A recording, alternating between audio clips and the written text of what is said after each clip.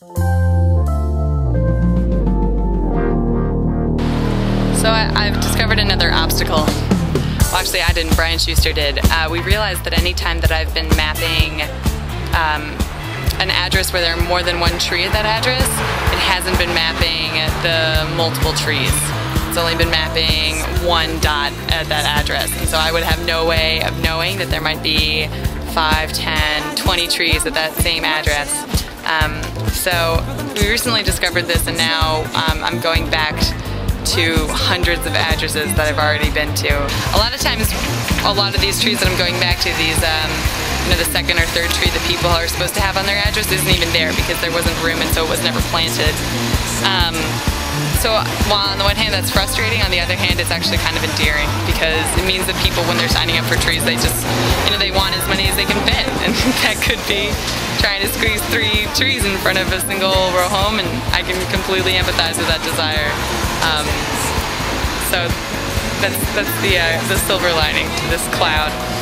It's very frustrating going back to dozens and dozens of the same addresses that I've already gone to and finding nothing.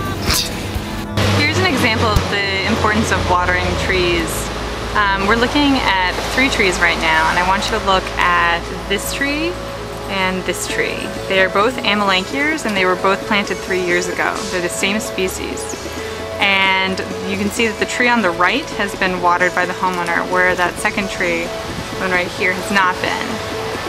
You can see the wires overhead is kind of an indicator of height, where the tree on the right is brushing those wires, whereas the one on the left is still about 6 feet short of them.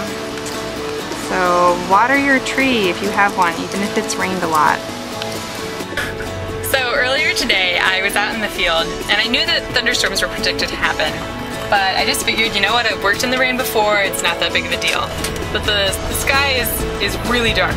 All of a sudden, all of this thunder and lightning starts coming out of nowhere. Of course, I'm standing in the middle of the city under trees. This bolt of lightning comes down and it hits, I mean, probably about 10 feet away from where I was standing. It was so loud, I almost had a heart attack. And then I ran into the car just in time for it to start pouring rain.